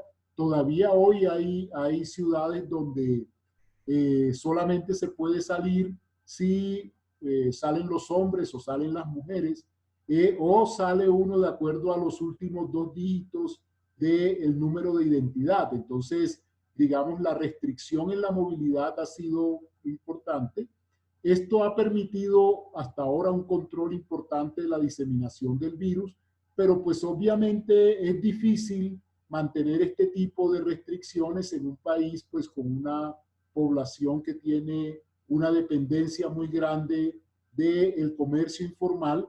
Por lo tanto, en el último mes, sobre todo, pues estas medidas han empezado a relajarse para permitirle también a la población pues que gane el sustento. Esto ha sido ha venido acompañado de una presión importante sobre el transporte público, porque pues una de las premisas que el gobierno ha asentado es que el transporte público no puede ser utilizado al 100% de su capacidad, sino que ha puesto una restricción que debe funcionar máximo al 35%. La academia, digamos, allí ha participado en el sentido de cuestionar un poco de dónde sale este umbral, pues porque, digamos, no es algo que esté basado necesariamente en evidencia, pero también, digamos, pues se entiende que es necesario que el transporte masivo pues opere con ciertas limitaciones para impedir que sea un medio importante de contagio. Pues por ahora hago esta intervención. No sé si hay alguna pregunta o más adelante algún otro aspecto. Muchas gracias, Fernando. Y la verdad es que es bien importante señalar justo esta colaboración que muchas universidades están teniendo con sus gobiernos locales para poder enfrentar y contener la pandemia. en Jalisco, y creo que Gabriela nos podrá también hablar de esto, han hecho un ejercicio similar y creo que los resultados empiezan a posicionarse como una fórmula ganadora para enfrentar y generar resiliencia ante una situación tan complicada como esta. Vamos a pasar a la siguiente bloque, si les parece. Lo vamos a hacer todavía un poco más ágil. Este se nos fue un poquito largo, pero nos era bien importante que Florencia pudiera platicarnos la totalidad de sus conocimientos por si tenía ella en algún momento que salir. Pero en este momento vamos a empezar a irnos a plantear un poco sobre los usuarios, las y los usuarios vulnerables de la movilidad en estos tiempos, en esta nueva normalidad, también en la experiencia de estos meses que hemos estado en esta respuesta del COVID. Y me gustaría iniciar, si les parece, justo con Mariana Orozco, ahora un poco abarcando de lo federal hacia lo local, en este lógico, en este bloque. ¿Cuáles son, Mariana, los principales retos territoriales en los estados y municipios en el acceso a transporte público en nuestro país? Hay un programa también por ahí de mujeres en el territorio que han estado ustedes impulsando fuertemente y creo que eso ayuda a empezar a construir la justicia en esta nueva normalidad. Sí, Laura, pues los retos vendrían de los problemas que te mencioné al inicio de mi intervención, ¿no? Justo lo que hemos venido impulsando es el fortalecimiento de las capacidades técnicas locales. Es difícil tener la rectoría del Estado en la materia, y sobre todo entre nuestros gobiernos locales que carecen de normas técnicas, de instrumentos, de especialistas en consensos, ¿no? Y que siguen destinando más del 70% del presupuesto de fondos federales destinados a infraestructura vial hacia el auto. Uno de los principales retos ha sido justo dar a conocer el manual de calles que comentabas, otros manuales que hemos estado desarrollando como los lineamientos de proyectos de impacto metropolitano para el Fondo Metropolitano y para otro tipo de proyectos, y la elaboración de las normas oficiales mexicanas en materia de señalización vial, de estructura de vialidades y de diseño de redes viales. Entonces, estos procesos son de largo alcance, ¿no? Son de un plazo mediano a largo, y ante la emergencia todas estas capacidades técnicas se tienen que realizar de una manera muy ágil y veraz, ¿no? Entonces, por eso justo diseñamos la estrategia Movilidad 4S, que es un plan, que pretende ser justo esta propuesta del gobierno federal, que no solamente surge desde lo alto, sino que se construye desde abajo y que toma en cuenta a las organizaciones civiles que han estado involucradas en estos temas desde hace muchos años, a los gobiernos locales e institutos de planeación que ya tienen expertise experimentando acciones en materia de movilidad y que tienen mayor capacidad de reaccionar ante la pandemia, y también de muchos sectores federales que solemos trabajar de manera pues sectorial y no intersectorial, ¿no? Como son salud, SCT, Semarnat y desarrollo territorial. Entonces, esa ha sido una de las grandes apuestas a las que le hemos dado prioridad desde la Secretaría, siendo esta una bandera que justo las 4S nos hablan de las cualidades que la movilidad debe tener, ¿no? Una movilidad sana, una movilidad solidaria, una movilidad segura y una movilidad sustentable. Entonces, es muy importante para nosotros que se entiendan estos 4 conceptos y que los compartamos, porque de esa manera entonces estamos renovando un pacto social, ¿no? Que le debemos dar prioridad porque lo tenemos muy abandonado.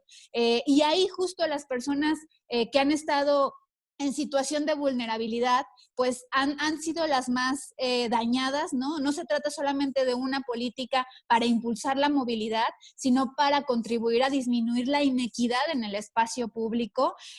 Desgraciadamente en el país, las cifras que escuchamos por personas que mueren por hechos de tránsito, por personas que mueren por una mala calidad del aire, por personas que mueren en un asalto, en las calles y tantas externalidades negativas que tenemos, se han vuelto cifras huecas, ¿no? Se han vuelto cifras que no representan nada por la comodidad de movernos en auto y que quizá no, pareciera que todavía las calles son solamente para ciertas personas y no para todos, ¿no? Entonces, ahí es en donde estamos trabajando. El plan de movilidad 4S está siendo fortalecido con guías y con instrumentos para que a los gobiernos locales les sea mucho más fácil la comprensión de por qué esto es urgente y que con los mismos recursos que tienen puedan reasignarlos y puedan implementar mejoras en la operación de este tipo de proyectos, que los dividimos en 12 estrategias, ¿no? Que van desde las ciclovías emergentes, la ampliación de espacios peatonales, la sanitización y la mejor operación del transporte público, el teletrabajo, la logística de carga en el último kilómetro y una serie de estrategias que pueden consultar en el documento que está publicado desde el pasado martes, pero que justo es eso, ¿no? O sea, que pretende romper estos retos de una manera social y no solamente esperando que alguien llegue y resuelva nuestros problemas, porque pues el Estado no es ese ente monolítico que va a venir a resolver los problemas públicos que tenemos, sino es esta red de actores que jalan, que empujan, que posicionan o quitan.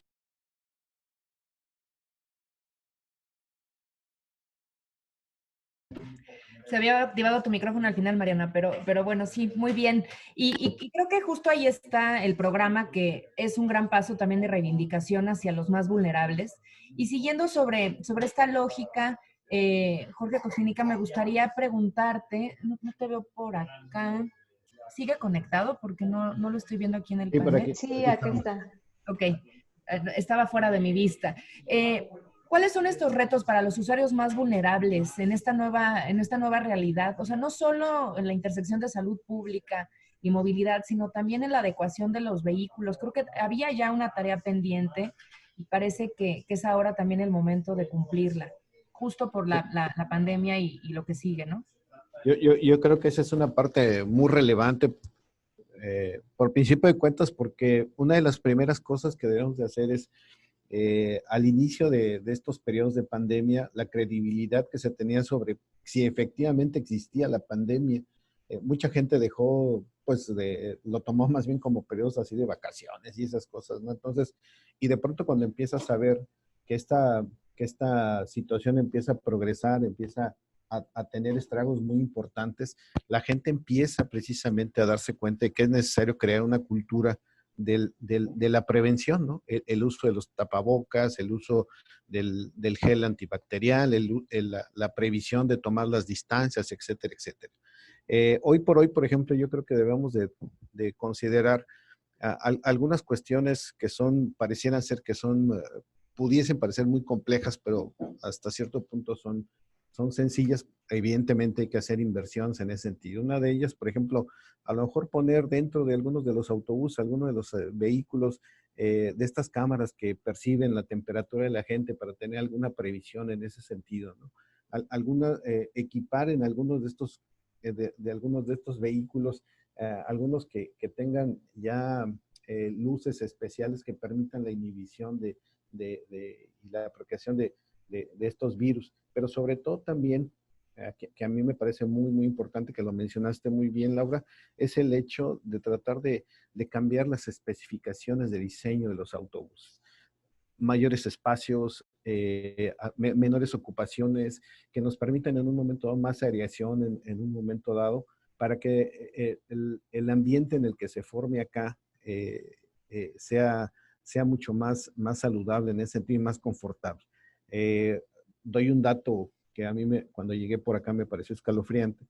Algunos autobuses de los que circulaban aquí en Hermosillo, sin aire acondicionado en época de calor, llegaban a tener internamente hasta 80 grados centígrados, lo cual parecía verdaderamente un infierno estar dentro de ellos, ¿no? Entonces, en ese sentido, ese tipo de cosas habría que irlos retomando con mucha seriedad, con mucha verticalidad. Y otra de las cosas que también no debemos de olvidar también, que que en este caso las empresas que se dedican a esta situación, pues evidentemente tienen la necesidad de tomar riesgos, de hacer inversiones en ese sentido. Creo yo que en esa parte habría necesariamente que ir retomando las políticas de tarifa, ¿sí? Una revisión muy importante en ese sentido, para asegurar que el transporte siga realmente siendo sostenible. Al modificar las capacidades de los vehículos, necesariamente el dimensionamiento de las flotas tiene que ser necesariamente reconsiderado. En esa otra parte, la provisión también de elementos básicos de resguardo para los usuarios es también muy importante. Repito, un tema local, muy local aquí en Hermosillo, es que, por ejemplo, hay muy pocos cobertizos donde la gente se puede guarecer. Y estamos hablando de que de pronto a la sombra tienes 45, 48 grados, ¿no? Entonces, ese tipo de circunstancias también van a dar a la gente mucha certeza, mucha confianza, en donde evidentemente pareciera ser que de pronto hay una desvinculación entre la necesidad del usuario y lo que la autoridad y los transportistas percibimos en ese sentido. Muchas gracias, Jorge. Y siguiendo en esta línea de lo local, Gaby, nos gustaría saber un poco cuáles son estos retos que se viven en materia de salud pública para las reactivaciones, hablando en este caso de movilidad para las poblaciones vulnerables. Si la recomendación sigue siendo que se queden en casa si no tienen que salir, pero eventualmente se tendrá que adecuar, ¿cierto?, los sistemas enteros y generar resiliencia ante este caso de epidemia y de pandemia, ¿no?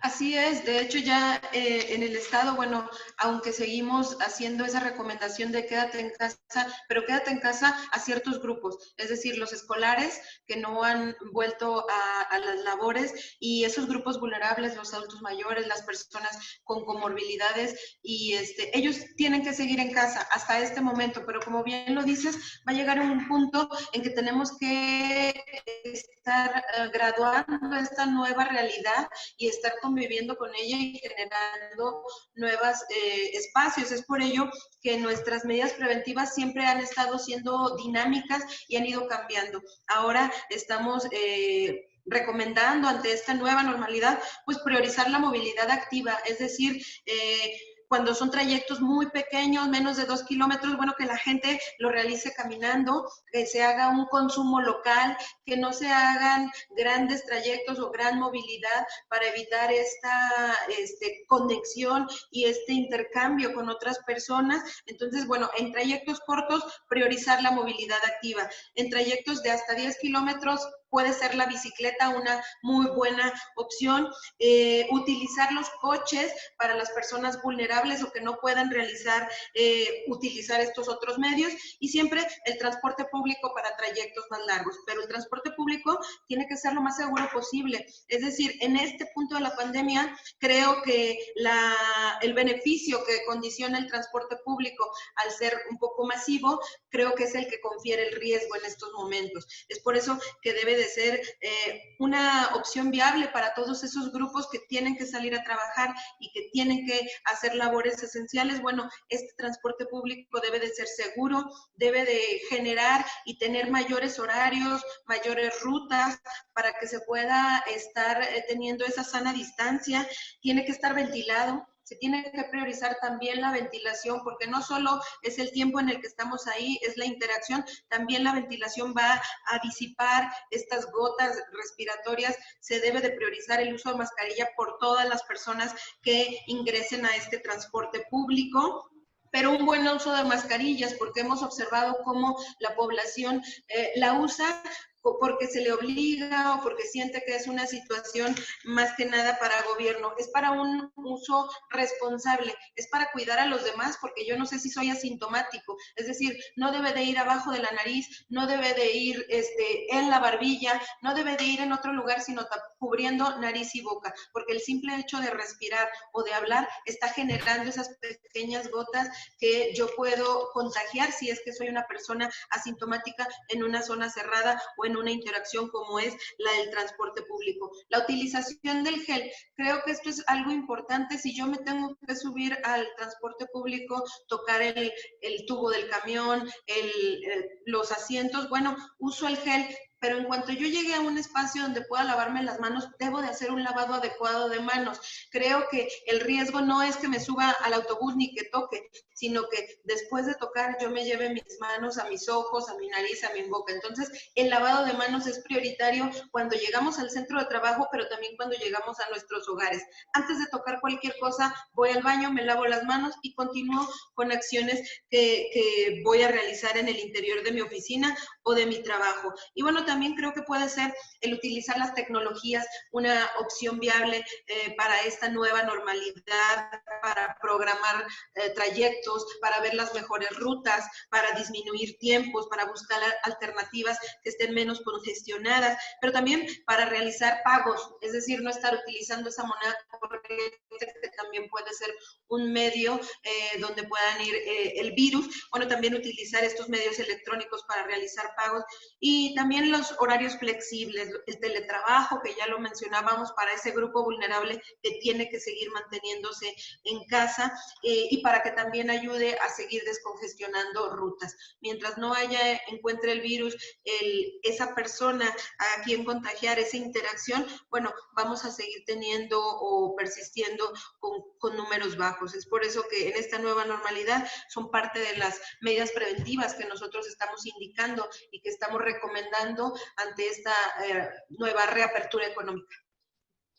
Claro que sí. Y para finalizar en este bloque, Florencia, nos gustaría mucho justo reforzar lo que ya nos comentabas de estas medidas que han tomado de protección de usuarios en el metro, pero que seguramente se irán proyectando como medidas para proteger a los vulnerables, desde esta administración de espacio, incluso el uso de cubrebocas, la sanitización. ¿Qué medidas estás tú, pues, ya casi que tomando decisiones como definitivas, ¿no? Mira, esto yo creo que falta mucho y muchas innovaciones de lo que va a suceder en el futuro cercano con esta pandemia, pero recuerdo hace varios años que les decía a mis hijas cuando eran pequeñas que iba a llegar un momento en que subirte a un avión iba a ser completamente distinto y que los usuarios, los viajantes íbamos a ir con un Tyvek. ¿Sabes qué es el Tyvek? Este uniforme blanco que para el metro hoy es el día a día, ¿no? Consumimos muchísimos Tyveks de protección para trabajadores. Y les decía, va a llegar un momento en que en los aviones viajemos con un Tyvek, con nada debajo, con una mascarilla y nuestro equipaje por otro lado. Y yo creo que este momento ya lo estamos viviendo en muchos aspectos, ¿no? El retorno del viajero de corta distancia y de larga distancia va a tener que cambiar la realidad de lo que se puede cambiar, y en este caso, pues para nosotros es la protección que debe de tener cada individuo dependiendo del transporte que utilice. ¿Y qué quiero decirte con esto? Que seas o no vulnerable, pues marca una necesidad el viajero de poder ir protegido en su trayecto.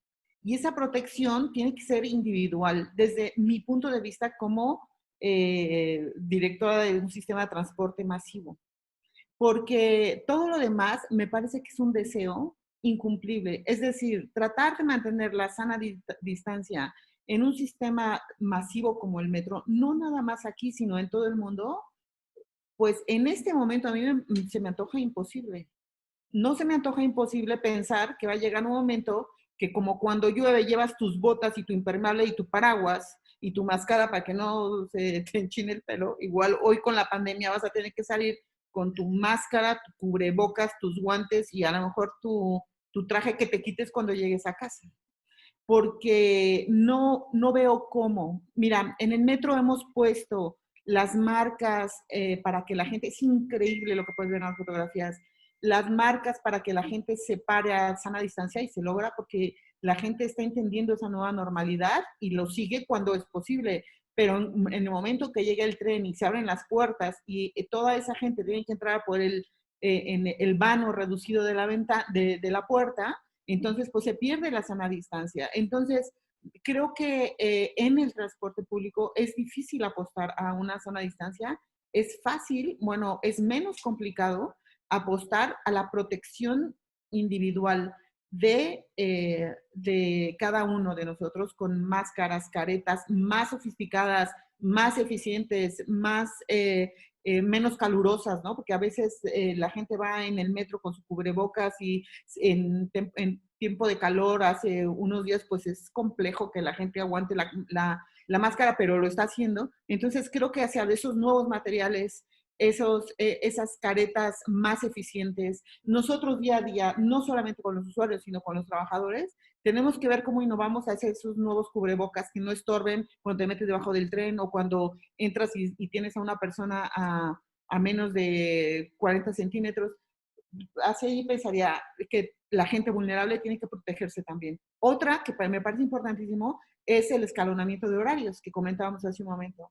Me parece fundamental que existan horarios establecidos también para vulnerables, es decir, una persona vulnerable difícilmente veo que pueda seguir haciendo trayectos innecesarios. Hablo de innecesarios a horas de máxima demanda. Entonces, esos trayectos de personas vulnerables van a tener que cambiar en horario para que tengan más espacio físico y más facilidad de trayecto. Entonces, esas nuevas formas de viaje, creo que es hacia donde nosotros como operación movilidad integrada estamos apostando y vamos a seguir trabajando muy fuerte. Florencia, muchísimas gracias por estos comentarios que nos haces. Antes de continuar en el último bloque, que además ya va a ser el bloque final para sus reflexiones y conclusiones, me gustaría poderles pedir que quienes no han respondido en el Menti lo hagan. Por favor, estamos teniendo muchísima participación y se va a proyectar ahorita nuevamente las preguntas para que las puedan ver. Las leo rápidamente. ¿Cuál considera que es la principal problemática que la movilidad enfrenta en épocas de crisis como lo es la pandemia de COVID-19? Número 2, en términos de salud y movilidad, ¿qué considera que deben priorizar los gobiernos? Y número 3, ¿qué medidas y estrategias se deberían priorizar en el largo plazo? Para que puedan participar, los queremos escuchar. Y bueno, pues a partir de esto entonces vamos al siguiente bloque, si les parece, que son ya nuestras reflexiones finales. Que justo lo que queremos es un poco saber qué enseñanzas a largo plazo nos está dejando la pandemia en materia de movilidad urbana, pero también, insisto, con esta intersección en materia de salud pública y cómo podríamos fomentar una movilidad más accesible, incluyente, segura, saludable, sostenible a largo plazo. Creo que hay algo que no hemos hablado en el panel del todo, es justo la creación de cultura, que va a ser también fundamental para lo que sigue. Nos tenemos también que aprender a cuidar, ciertamente, con directrices, por supuesto, de gobierno, pero hay que fomentarlo. Y también decir, a manera de este cierre para ustedes, que justo en este último bloque de grupos vulnerables, que estamos hablando de personas con discapacidad, niños, que nadie habla por ellos, ni hace cosas por ellos, es importante poner sus causas sobre la mesa, y también, por supuesto, mujeres, adultos mayores. Si estamos hablando de interseccionalidades entre salud pública y movilidad, creo que también hay que hablar sobre las distintas interseccionalidades que hay en las diversidades de nuestra población, ¿no? Que cada una va a tener una necesidad distinta y creo que ahí hace falta mucho trabajo. Pues empezamos, si les parece, como iniciamos en la primera ronda. Estamos calculando más o menos que tengan unos 3 minutos para poder concluir. Hay muchas preguntas también que ustedes han estado viendo por acá. En algunas nos comentaban que en Hermosillo se habilitó un bus para personas con discapacidad, justamente hablando de estos temas de accesibilidad universal para los grupos vulnerables en estas épocas. También nos han comentado sobre el derecho a la movilidad, que a lo mejor de esto Mariana puede hablar. Entonces, ¿qué estamos viendo a largo plazo a manera de reflexión en nuestros temas de movilidad salubre y sustentable? Empezamos contigo, Florencia, ¿te parece?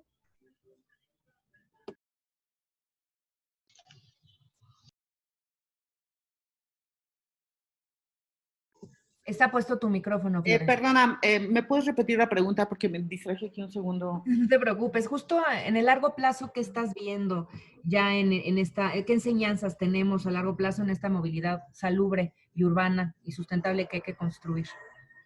Mira, yo en el largo plazo veo más operación. Creo que aunque suene repetitiva, es la operación que debe de mandatar todo lo que viene en las innovaciones hacia lo que se requiere. Muy difícilmente veo que hoy, cuando menos en la Ciudad de México, exista algo que no emane de la realidad que tenemos que resolver y que es mucha realidad.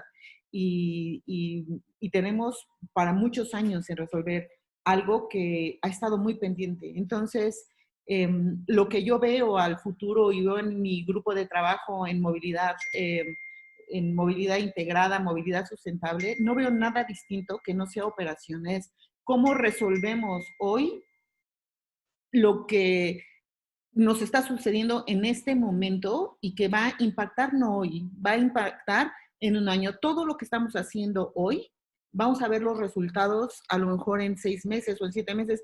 Hay acciones inmediatas que obviamente se ven, pero al final creo que el futuro, para nosotros la pandemia nos hace visualizar los próximos 15 días. Quiero un poco explicar ese asunto. Es lo que a nosotros nos sucede hoy en el hospital fue lo que sucedió hace 15 días en la calle.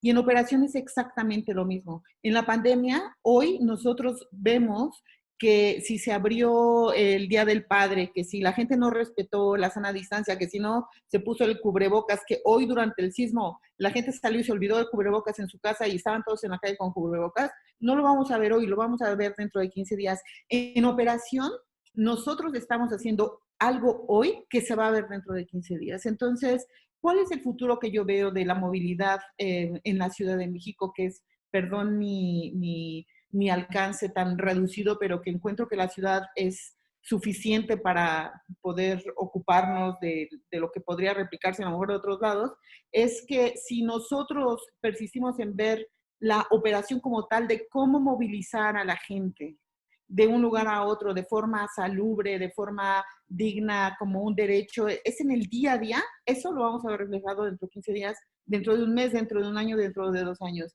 Esa conexión que estamos haciendo por primera vez en acciones como integrar Valderas Metrobús con Valderas Metro, para que la comunicación de los usuarios sea más sin costura, como decimos, o más transparente, eso es lo que nos va a llevar a una movilidad más salubre. Sí, lo que insistimos es en tener reglas en donde la gente use cubrebocas forzosamente, obligadamente para entrar al transporte público, lo vamos a ver dentro de un año. Sí, decidimos que requerimos de otras herramientas o de otros mecanismos, de otra tecnología para poder mejorar esa conexión, lo vamos a seguir viendo. Eso es como yo veo el futuro. Gracias. Claro que sí, Florencia, muchas gracias a ti. También aprovechar este espacio, porque todos sé que nos sentimos así, para agradecerte y felicitarte el trabajo que hiciste para el Metrobús de la ciudad desde su creación. Tú y Adriana Lobo, con muchas más mujeres, hicieron esto posible, la jefa de gobierno, y pues ahora en su cumpleaños, pues nadie como tú para recibir nuestro agradecimiento y la felicitación.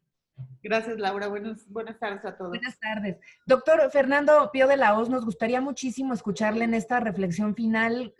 ¿Qué estamos concluyendo a largo plazo? ¿Con qué nos estamos quedando? Pues yo creo que en el tema de salubridad y transporte público es muy importante a futuro y a mediano plazo construir la confianza de las personas en que el uso del transporte masivo, sobre todo, es un transporte seguro. Digamos, hasta donde yo sé, la evidencia de que el transporte público desempeña un papel importante en la transmisión de la pandemia, pues, digamos, es relativamente escaso. La evidencia, por ejemplo, en pandemias de influenza, es que el transporte público no parece ser el metro de Nueva York, por ejemplo, que ha sido estudiado, no parece ser un elemento importante en la transmisión del virus. El metro de Tokio, por ejemplo, ha estado trabajando igual todo este tiempo y aparentemente no hay brotes asociados al uso de este transporte. Entonces, Creo que los gobiernos, así como han sido, sobre todo los gobiernos nuestros, así como han sido proactivos a la hora de identificar el transporte público como un blanco para las medidas de control, es decir, cerrarlo o disminuir su uso, también en unión con la academia podrían hacer, digamos, una evaluación real, una evaluación de campo de cuál es el papel que el uso del transporte masivo ha tenido en nuestras ciudades realmente en la diseminación de la pandemia, porque yo creo que este tipo de actuaciones que se han hecho, si bien han sido hechas con la mejor intención, por supuesto, causan también, digamos, unas dificultades muy grandes a sectores de la población que dependen de manera definitiva o casi para su sustento del uso del transporte público, ¿sí? Entonces, yo creo que a futuro hay que construir esa confianza, hay que construir esa evidencia de cuál es realmente el papel que puede tener el transporte público en estas emergencias y si realmente, digamos, amerita su cierre o su limitación y cuáles realmente los umbrales que se deben tener para su uso. Como mencionaba antes, en Colombia se decidió que el transporte masivo no debía llevar más del 35% de la gente, pero dice uno, bueno, ¿y por qué no el 50 o el 60? ¿Sí? O sea, basado en qué se toman esas decisiones. Entonces yo creo que hacia adelante ese tipo de restricciones deben afinarse basados en la evaluación de lo que hemos logrado y de lo que realmente muestran los datos hasta ahora. Muchas gracias, doctor. Gracias también por su presencia en este panel. Pues pasaríamos con Gaby. Tú, desde lo local, ¿cuáles ves estos aprendizajes a largo plazo? ¿Con qué nos quedamos? ¿Cómo hacemos que esto funcione? Bueno, para mí son dos cosas importantes. La primera, la comunicación del riesgo, el cómo le comunicamos a la población estas situaciones de riesgo, no solo por pandemia, sino por cualquier otra situación asociada a la salud y a la movilidad, como pueden ser las contingencias atmosféricas, el ruido. Bueno, en todo este aspecto, la comunicación del riesgo creo que ahora y a largo plazo va a jugar un papel muy, muy importante, el cómo comunicamos y el cómo llega ese mensaje a la población. Y ahí ligo mi segundo punto, que es la corresponsabilidad de la población. No solo es el personal de salud, ahora es, soy responsable de mi salud, soy responsable de las acciones que conllevan a una mejor, a una peor salud y voy a actuar en consecuencia. Es decir, hay acciones que yo debo de hacer, como ya lo decía Florencia, de manera individual. No puedo evitar tener a 40 centímetros a alguien en el metro, pero sí puedo evitar salir de casa si estoy enferma. Sí puedo evitar llevar a los niños a la escuela si empezaron con fiebre por la noche, en lugar de darles un paracetamol y mandarlos a clase porque yo también tengo que trabajar. Es decir, tengo que ser corresponsable para evitar que estas enfermedades contagiosas y sobre todo respiratorias se sigan propagando. Si yo mismo tengo algún padecimiento, me quedo en casa, utilizo la mascarilla, hago mi lavado frecuente y adecuado de manos. Creo que en esos dos sentidos van mis reflexiones a largo plazo en el apartado de la prevención en la salud, a la comunicación del riesgo y a la corresponsabilidad de la población en torno a su salud. Interesantísimo, Gaby, completamente de acuerdo. Jorge, que también tu mano meció la cuna en el Metrobús de la ciudad, ¿cómo estamos viendo esto a largo plazo? ¿Qué enseñanzas nos quedamos? Sí, bueno, fue verdaderamente muy afortunado el que yo haya participado en el proyecto del Metrobús y muy orgulloso, comparto mi gusto. Y de alguna manera, esta parte ya que habíamos platicado anteriormente, pero la primera yo creo que es el que vayamos reconociendo cómo se va a ir recuperando la normalidad. Y en función a eso también tengamos cuantificadas las nuevas necesidades de la gente. Hoy por hoy, por ejemplo, nosotros en un esquema de operación normal, pues sabes que van a salir un autobús a tales horas, que va a retornar, que vamos a tener una cierta cantidad.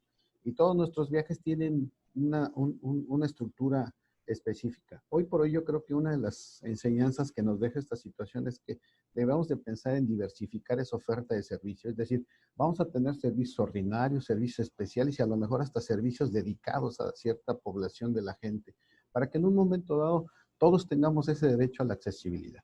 El asunto también de poder redimensionar nuevamente la cantidad de personas a las que se va a atender, creo que es un tema fundamental, porque hoy por hoy no sabemos realmente cuántos van a retornar a su lugar laboral o cuántos realmente van a seguir en esta dinámica de trabajo en casa, ¿no? Entonces, tenemos necesariamente que tener un seguimiento muy puntual en ese sentido.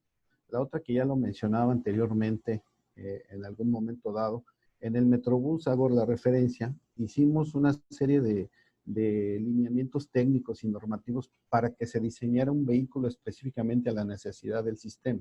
Hoy por hoy yo creo que bajo todos estos pronunciamientos, bajo todas estas situaciones que se han ido estableciendo, podemos en un momento dado establecer lineamientos que nos permitan en un momento dado ser más preventivos por tipo de materiales, por el tipo, por ejemplo, de aditamentos que puedan tener. Mencionaba las cámaras esas termográficas, mencionaba el cierto tipo de luces que pueden ayudarnos, el dimensionamiento y el layout interno de los vehículos.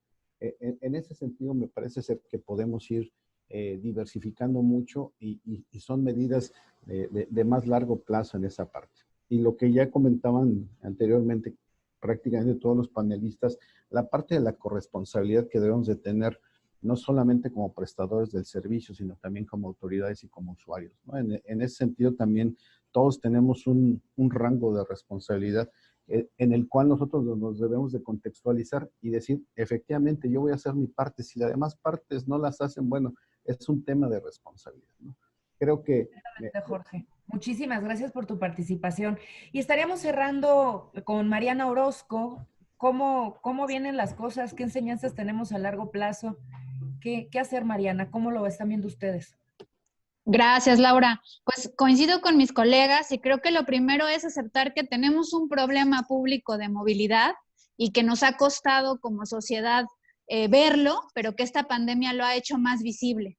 Y así como nuestros hospitales y nuestro personal de salud se prepararon para enfrentar a la pandemia, a pesar de las pocas capacidades que tiene nuestro sistema de salud, también nosotros como autoridades tenemos que prepararnos, tenemos que ponernos de acuerdo y tenemos que preparar a la sociedad para que estos cambios que les va a costar, porque son cambios de hábito, que sean realmente implementados, ¿no? Creo que tenemos que pensar también en planes locales de implementación de estas estrategias que nosotros proponemos en el plan Movilidad 4S, en donde no solamente pensemos en transporte público, es un gran aliado el transporte público, pero visualizo más estrategias multimodales y también que tomen en cuenta otras variables, porque desgraciadamente el miedo de las personas a subirse a un transporte público aglomerado o a estar en calles que no tenga sana distancia con el otro, nos pueden llevar a elecciones de transportes no sustentables e inseguros, como las motos, como los autos viejos, ¿no? Al parecer opciones de movilidad segura, sin darnos cuenta como sociedad que estamos generando otras externalidades. Entonces pensaría en todos los marcos normativos, en todos los presupuestos y en todas las herramientas sociales que necesitamos para que realmente esto se haga realidad, y en eso es en lo que estamos trabajando. Muchas gracias, Mariana. Pues creo que estamos todos claros en que los retos son importantes, que no estamos hablando de retomar actividades como si nada hubiera sucedido y seguir con las vidas personales y de nuestras ciudades y sus circunstancias. El COVID ha venido no solamente a cambiar la manera en la que nos relacionamos con el trabajo, con la movilidad, con el espacio público y el territorio, pero también en muchos otros aspectos como la salud pública. Y yo a manera de conclusión, les compartiría algunas cosas que han sido muy importantes que se han estado destacando y mencionando aquí. Por supuesto, el hecho de que esta conciencia ciudadana es fundamental para poder salir adelante. La conciencia del riesgo, la educación en el riesgo que Gabriela nos comenta es fundamental. Esta construcción de resiliencia va a ser una de las principales herramientas que nos van a permitir salir adelante en esta y en las crisis que vengan. Y creo que desde un inicio la población, autoridades, es decir, no todos se tomaron en serio al virus ni generaron la conciencia necesaria, y ha sido un proceso a lo largo de estos meses de darse cuenta que estamos ante un enemigo que no es menor y que requiere una conciencia y una educación en el riesgo. Así que eso me parece fundamental para la nueva realidad. También justamente de lo que recogemos de las experiencias locales, Florencia Serranía nos ha dicho, ha compartido cifras de cómo casi el 98% de los usuarios están usando cubrebocas en este ejercicio de cultura también y de educación ciudadana, de esta conciencia del riesgo de la que ya hablábamos, que es un muy buen indicador para saber que podemos, pues, empujar un poco más la barra hacia lo que siga para poder tener medidas que nos mantengan sanos y con bien a todos. Los lanzamientos de los protocolos, lineamientos, planeación táctica en el corto plazo, vinculación de distintas instancias de lo local a lo federal, los retos de financiamiento y adecuación de la operación y el diseño no solo del espacio público, también del transporte público, son parte de la conversación para lo que sigue, y tener de manera muy clara que esta nueva normalidad que así se plantea, pues parte de una normalidad que no era normal, que el COVID lo que hizo fue ponernos sobre la mesa las cosas que ya estaban fracasando y no estaban funcionando de nuestro sistema anterior, que las distancias tan extensas que recorren la gente por la expansión de las ciudades, que la falta de vivienda accesible en las centralidades, que la falta de dignidad en el presupuesto y mantenimiento del transporte público hacia el usuario, sigue siendo hoy un pendiente para poder garantizar acceso y derechos a quienes usan transporte público, que las muertes viales, que ya lo mencionábamos al inicio, que también las muertes por calidad del aire, que son casi 16,000 al año. Es decir, hay muchas cosas que no eran normales y que este virus nos vino solamente a exacerbar. El tema de las desigualdades para los grupos vulnerables, el acceso de las mujeres, la cuarentena de cuidados como se ha comportado hoy, y con este riesgo que sigue, no va a ser menor. Entonces, creo que ahí están muchas de las perspectivas que en los siguientes meses, esta semana, se van a estar discutiendo. Les agradecemos mucho su atención.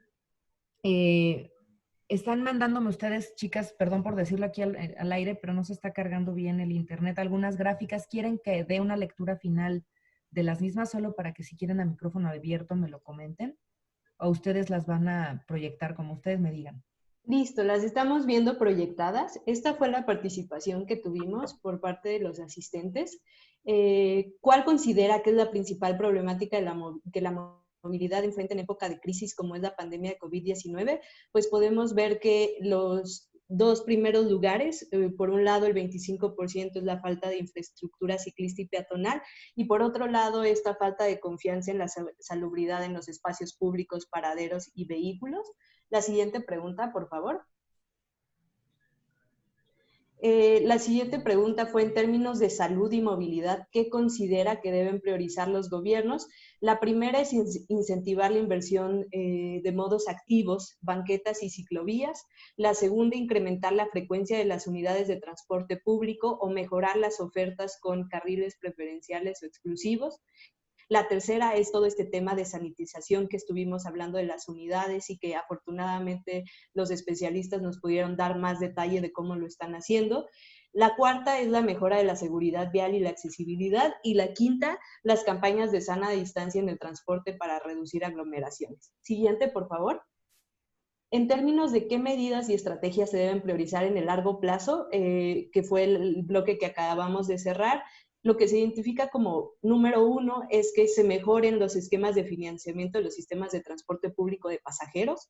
En segundo lugar, que se implementen planes de gestión de la demanda. Justo esto que nos estaban comentando también, de tener horarios laborales y nos dieron bastante detalle de eso, trabajo en casa, todo esto que pueda permitir a quienes no a quienes pueden quedarse en casa, evitar estos desplazamientos a las empresas, pero también hablaba Gaby de algunos otras necesidades o deseos que podemos evitar en los desplazamientos. Los planes de implementación de movilidad activa para evaluar la permanencia de las ciclovías y banquetas temporales, lo que nos comentaba Laura al inicio de esta sesión y Mariana, hay muchas iniciativas temporales que si se evalúa su factibilidad y funcionalidad, pueden resolverse o ser intervenciones permanentes, ser aceleradores de planes estratégicos ya, como es el caso de varias ciclovías temporales en nuestro país, priorizar la inversión de infraestructura urbana en los espacios públicos para que sea accesible, conectada y segura. Pues estas fueron las 3 respuestas que dieron nuestros asistentes durante la sesión.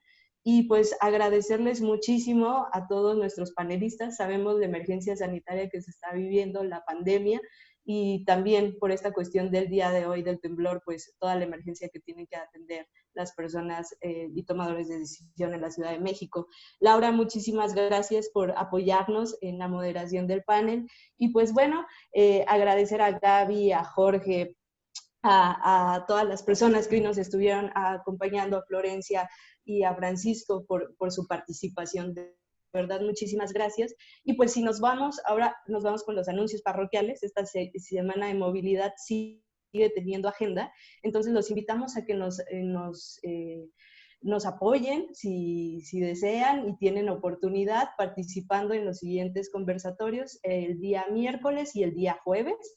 Toda la información la encuentran en nuestras redes sociales.